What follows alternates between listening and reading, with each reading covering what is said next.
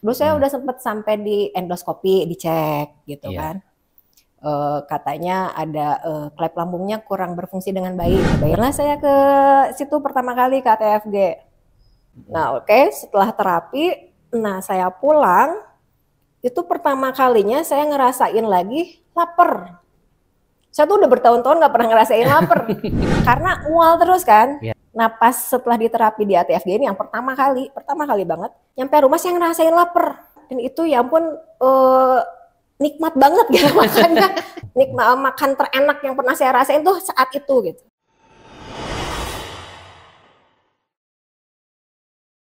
Bismillahirrahmanirrahim. Assalamualaikum warahmatullahi wabarakatuh. Apa kabar pemirsa semuanya di rumah? Mudah-mudahan Anda dalam keadaan sehat walafiat. Namun bila saat ini Anda sedang dalam keadaan kurang sehat, sakit, atau kurang semangat, mudah-mudahan tayangan kita kali ini bisa menjadi sumber informasi dan inspirasi bagi kita semua. Saat ini saya sedang ditemani oleh salah seorang mantan pasien ya, boleh dibilang gitu ya. Iya. Walaupun sekarang masih mau terapi lagi nih katanya nih. Namanya Bu Indri ya. Nah, Bu Indri ini punya salah satu jenis keluhan yang akan kita share bersama, dan bagaimana bisa mengatasi keluhannya kita juga ingin ceritakan juga ya. Mari kita sapa dulu Bu Indri. Bagaimana Bu Indri kabarnya? Alhamdulillah Pak.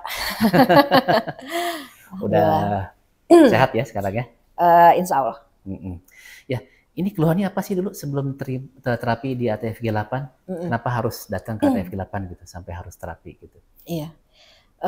Saya tuh dulu sempat sakit, dokter sih suka bilangnya mah aja ya, mah gitu. Dari kecil sih saya dari mulai SD tuh udah sering ke dokter, terus sakitnya lambung, terus dibilangnya sakitnya mah, minum obat sembuh. Tapi Ya. sering gitu Tapi kayak nanti gitu. kambuh lagi. Kambuh gitu. lagi terus sembuh. Nah tapi tambah dewasa itu tuh tambah parah. Jadi tambah yang sering kambuhnya. Malah saya tuh dulu sempet saking pas lagi kambuh saking sakitnya itu tuh sampai yang tangan tuh kaku gitu, terus ini juga kaku ke depan gitu, dan itu langsung digotong sama keluarga saya ke UGD ya karena udah kaku semua gitu. Masuk ke UGD di rumah sakit, di sana penanganannya tuh disuntik, udah gitu udah ototnya udah mulai melunak lagi. Dilihat berapa lama, tapi alhamdulillah nggak perlu dirawat kata dokternya, jadi boleh rawat jalan aja. Nah, yang saya rasa tuh kan mual nggak berhenti, mual sakit kepala. Nah otomatis kan ke dokter ganti lagi. Asalnya dokter yang sebelumnya masih dokter umum, mulailah ke dokter internis. Dari dokter internis yang satu di sini udah berobat lama, masih belum sembuh juga, ke dokter yang lain lagi. Dulu saya udah sempet sampai di endoskopi, dicek gitu kan.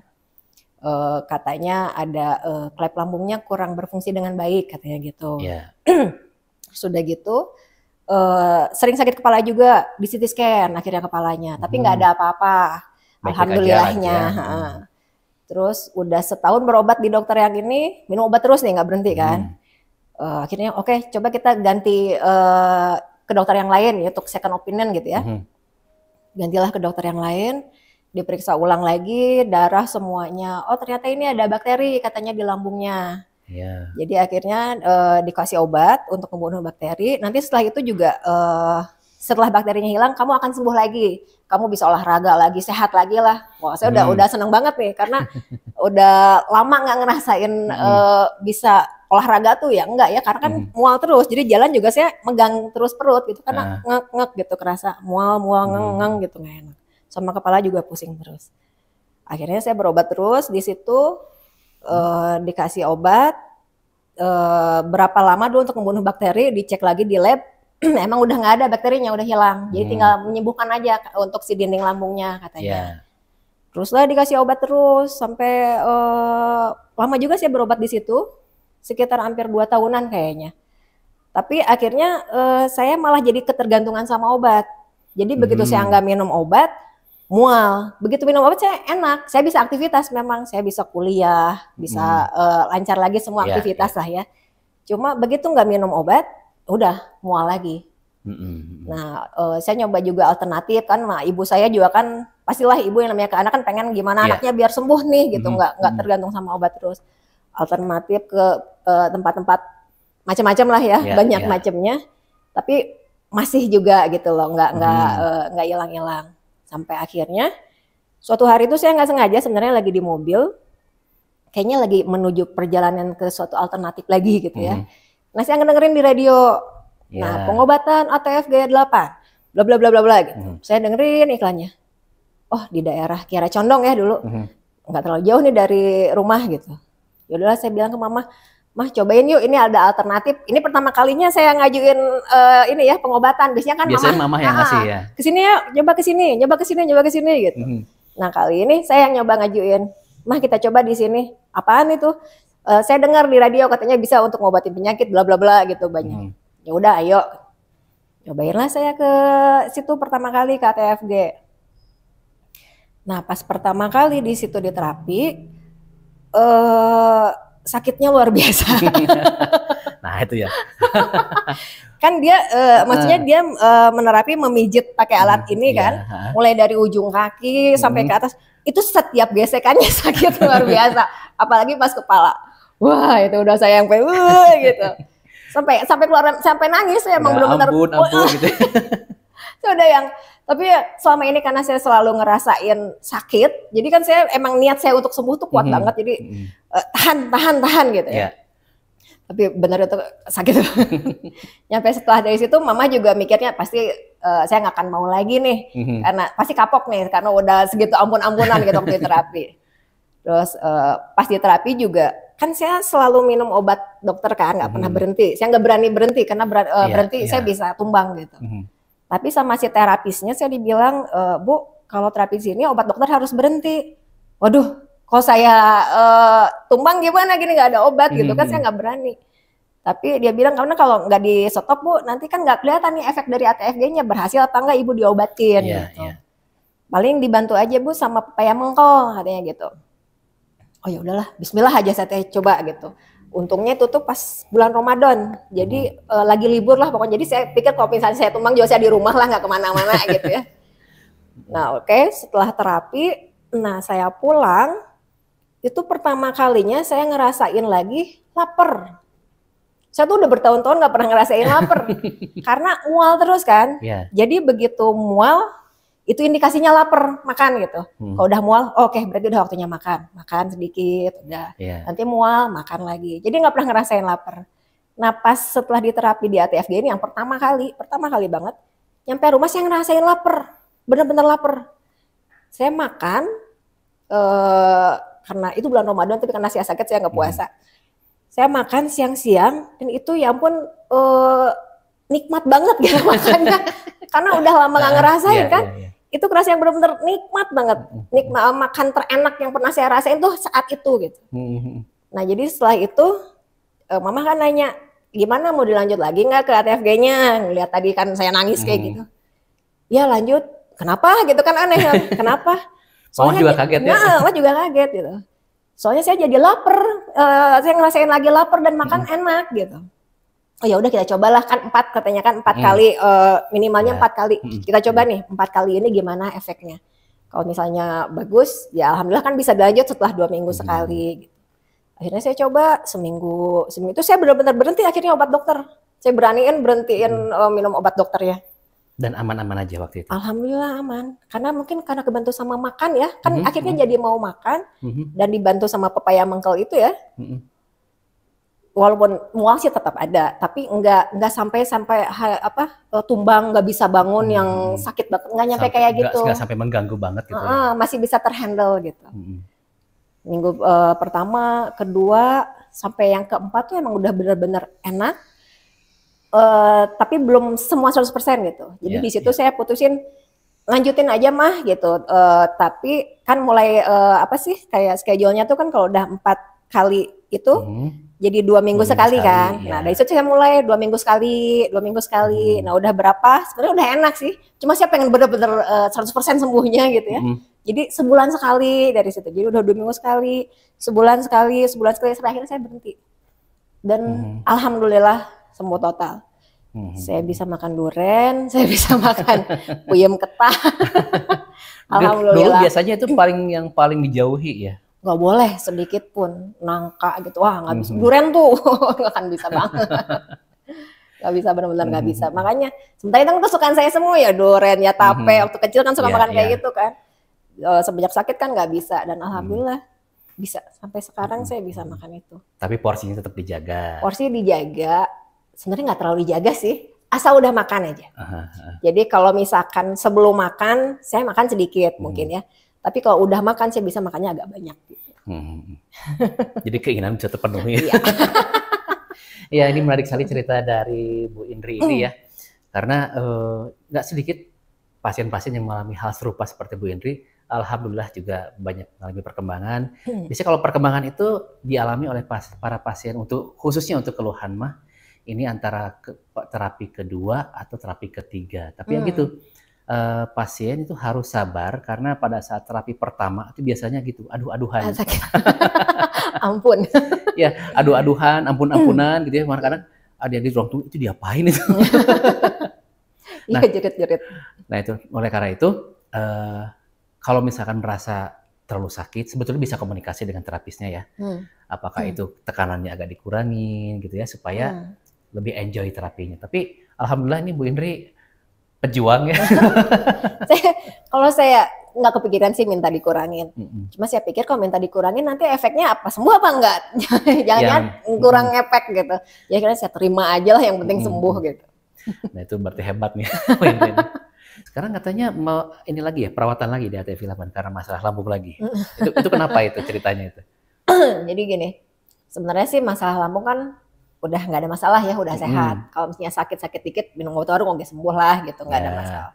Cuma kemarin tuh anak sakit radang tenggorokan, udah gitu menular lah ke semua, ke suami dan saya juga kena. Nah begitu berobat, mereka sembuh nih.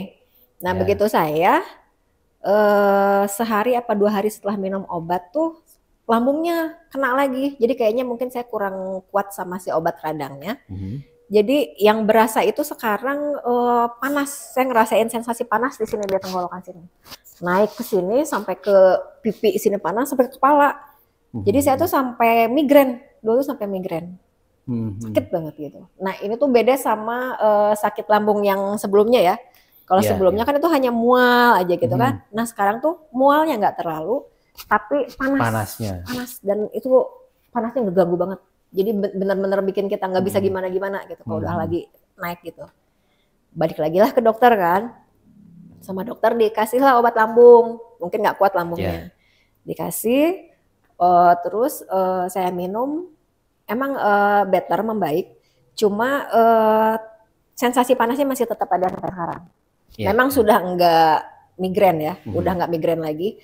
Cuma tetap, khususnya kalau misalnya setelah udah makan gitu, kerasa mulai naik, nah panas gitu. Nah itu saya terus minum obat dari dokter, cuma masih belum ada perubahan yang signifikan. Saya tuh pengennya kan benar-benar hilang seperti semula, karena awalnya nggak panas lagi gitu ya. Karena awalnya saya dalam kondisi sehat, nggak ada masalah lambung gitu, cuma radang aja gitu. Nah, di situ saya keingetan lagi. Itu saya kan berobat udah sekitar 3 minggu nih di dokter ngobatin lambung itu. Masih panas aja. Saya mikir saya mesti berobat kemana lagi gitu. Oh iya, aduh saya sembuhnya kan di ATFG gitu. Jadi saya kepikiran, oh, oke, mulai lagi ke ATFG kalau gitu. Balik lagi lah saya ke sini gitu. Itu mulai. Sekarang masih terapi sampai sekarang. Masih terapi ya, masih lanjutin terus ya. Masih. Mudah-mudahan lah ya. Mudah-mudahan sembuh lagi seperti dulu lagi. Amin. Nggak harus pakai apa namanya, obat-obatan lagi, jamu lagi. Karena kayaknya kalau misalkan nih, amit-amit ada keluhan penyakit lagi, terus harus berobat ke dokter lagi, kita harus menyampaikan, dulu saya pernah sensitif dengan obat ini gitu. Kayaknya nama obatnya harus disebut deh kalau ke dokter. Jadi tolong jangan dikasih obat yang sejenis ini supaya saya nggak kena lagi lambungnya. Iya. Ya kan kadang-kadang dokter, karena kan kalau ke medis kan pasti ditanya, ada alergi obat nggak? Nah itu yang harus disebut. Biasanya saya suka bilang ke dokternya, biasanya antibiotik saya yang rada waspada, karena kalau antibiotik emang lebih keras gitu. Jadi saya selalu minta antibiotiknya yang saya sebutin biasanya yang cocok. Merek ini ya dok, misalnya kalau enggak yang serupa atau sejenis dengan yang ini gitu. Oke, dokternya udah ngerti. Karena ini dokternya juga saya udah sering ke situ gitu. Nah, cuma yang kemarin itu mungkin bukan dari antibiotiknya, mungkin dari radang. Dan saya pun di situ emang saya nggak ngomong karena saya pikir ngasih obatnya udah biasa nih, antibiotiknya sejenis gitu ya. Saya cuma perhatiin antibiotik aja. Oke, antibiotiknya aman gitu. Ternyata kayaknya obat yang lainnya yang lebih kerasnya gitu. Ya itu. Ya, itu dia. Salah satu keunikan dari ATF8. Jadi kalau misalkan ada pasien yang harus diterapi, tapi masih harus obat dokter gitu ya. Ini masih aman. Karena apa? Karena oleh ATF8 tidak ada tambahan jamu atau herbal yang nanti pada akhirnya memberikan beban ke badan pasien. Jadi kalau misalkan dokter masih terus mengharuskan berobat, ya, mengkonsumsi obat, masih aman-aman aja, gitu. Bisa berbarengan masih gitu ya? Berbarengan. Dan dulu juga kita pernah ada pengalaman kayak begitu. Mohon maaf banget ini kayaknya obat tetap harus jalan. Kita memang anjurkan gitu ya, obat dari dokter berhenti supaya ini kita biar bisa tahu efeknya dari ATF8. Tapi ada juga yang kayak begitu, ini tetap harus jalan. Tapi karena di ATF8 tidak ada obat tambahan, jadi buat beban terutama ginjal ya, ini nggak terlalu berat untuk pasien. Gitu. Jadi nggak tabrakan gitu nggak tabrakan, betul, nggak ada tabrakan, nggak ada kontraindikasi. Kalau tahunya kalau tabrakan malah jadi beban ke pasien kan, kayak begitu. Jadi dulu makan pepaya mangkal oke ya, nggak masalah ya. Terus minum air putih juga nggak masalah. Kan harus banyak minum air putih tuh. Malah enak mungkin ya, karena asam lambung kan ikut terbantu untuk ternetralisir. Kan? Iya, kebenaran saya suka minum sih. Saya tuh seneng banget minum air putih. Jadi minuman yang masuk ke badan saya sih mungkin sekitar 98% air putih. Gitu. Jadi nggak teh, nggak kopi gitu ya? Kopi enggak. Segimanapun juga kan saya takut ya. Misalnya tadi ada mual, saya jagalah tetap gitu. Kalau misalnya makan durian ya kan setelah makan nasi. Dan saya nggak suka kopi. Kalau teh masih bisa oke. Jadi kalau misalnya kayak makan makanan Sunda tuh kan enaknya minumnya air teh ya, teh hangat gitu. Itu pasti gitu. Nggak masalah kalau teh. Jadi memang kayaknya kalau untuk setiap pasien tuh kita nggak bisa mengeneralisir ya. Yang ini cocok, yang ini enggak, yang ini enggak, yang ini cocok gitu. Jadi harus tahu diri juga mana yang cocok, mana enggak. Gitu. Harus hafal juga. Iya. Tapi kalau masalah kesehatan lain nggak masalah ya. Misalkan tekanan darah oke gitu ya. Nggak ada sih. Kalau sebetulnya dulu tuh ya, waktu pas yang lambungnya lagi sakit banget, itu tuh sebenarnya bukan hanya lambung. Mungkin karena saya udah kelamaan sakit, kelamaan lemah gitu ya. Saya tuh kena angin sedikit tuh langsung masuk angin, tapi masuk anginnya tuh yang nyiksa gitu. Jadi yang emang bener-bener sakit banget. Itu hanya masuk angin doang. Jadi saya tuh pernah lagi ujian di kampus. Kebenaran itu tuh kayak di ujiannya tuh di aula dulu tuh. Nah itu kan ada kipas anginnya, kipas angin yang langsung di atas gitu kan. Posisinya agak di sebelah sana sih. Tapi itu berasa. Tetap. Masuk angin kena juga. Itu tuh saya sampai minta izin pindah ke pengawasnya, pindah ke belakang yang jauh dari si kipas tadi. Oke, pindah. Cari posisi aman buat supaya nggak kena. Tapi tadi udah terlanjur kena. Itu tetap sakit. Dan itu tuh jadi saya fokus ya ujian, lu nggak fokus itu. Itu saya di lantai 3 kan, dan pakai tangga. Itu turun dari situ ke bawah, itu saya dipopong sama teman saya. Dipopong dari kiri kanan gitu.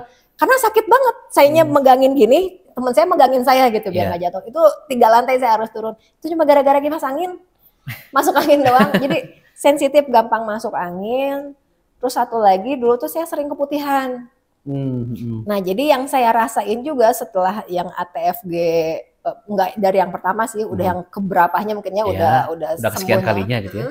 Itu saya rasain keputihan saya hilang, sembuh. Mungkin karena dia menyehatkan dari dalam kali ya, melancarkan peredaran darah. Jadi yang lainnya tuh yang nggak pernah kepikiran, maksudnya nggak jadi urgensi lah gitu ya, nggak kayak lambungnya. Tidak itu ikut tersembuhkan, alhamdulillahnya tuh. Nah angin kan, saya setelah dari situ kan saya kerja naik motor. Saya nggak pernah nyangka loh bisa naik motor, maksudnya angin-anginan. Dan saya kuat, alhamdulillah. Sampai sekarang? Sampai sekarang. Sampai sekarang saya masih motor-motoran. Masih bikers. Iya, ini senang sekali dengar ceritanya ini. Nah ini makanya pemirsa, makanya dengar cerita seperti ini kita menjadi tahu ya. informasi yang bisa menjadi sumber inspirasi buat jalan kesembuhan dan kesehatan kita. Ini mudah-mudahan ini udah cukup panjang juga nih durasinya. Nggak berasa ya? Nggak berasa. Tapi ini memang patut untuk digali terus supaya ini pemirsa di rumah supaya yakin ini terapinya nggak terapi ece-ece nih. Iya betul. ATF8 betul-betul bisa membantu. Memang ini kita secara masih secara pengalaman ya, pengalaman pasien yang satu dengan yang lain kita kumpulkan dan kita share. Tapi mudah-mudahan suatu saat nanti bisa ada penelitian lah ya untuk ATF8. Kenapa terapi seperti ini kok bisa membantu mengatasi keluhan-keluhan berbagai macam jenis penyakit ya. Amin ya. Amin. Jadi biar semakin yakin lagi ya supaya orang datang terapi ATF8 udah nggak ragu lagi. Mungkin kita cukup sekian ya. Oke. Udah banyak juga nih ceritanya. Udah lumayan lama ya. Terima kasih banyak buat ceritanya nih Bu Indri nih. Mudah-mudahan semakin banyak lagi orang yang datang terapi ATF8. Tapi ya tentu kita juga ada keterbatasan ya untuk terapi ATF8 nih. Misalkan ada pasien lagi hamil 3 bulan misalkan, nggak bisa itu. Jadi harus tunggu lahiran dulu. 6 bulan pasca kelahiran baru boleh terapi. Atau ada orang habis operasi. Operasi kecil itu pas 3 bulan pasca operasi baru boleh terapi ATF8. Lalu juga operasi besar tuh 6 bulan setelah terapi ATF8, setelah operasi ya 6 bulan. Lalu juga untuk penyakit-penyakit menular itu kita sudah nggak boleh lagi sekarang. Dulu kita pernah nangani hepatitis, bagus sih itu hasilnya. Tapi kemudian setelah kita ada edukasi dari Dinas Kesehatan setempat bahwa yang seperti ini baiknya tidak diarahkan ke terapi alternatif tapi ke medis aja. Termasuk juga karena takut menulari. Betul, takut menular ke pasien yang lain.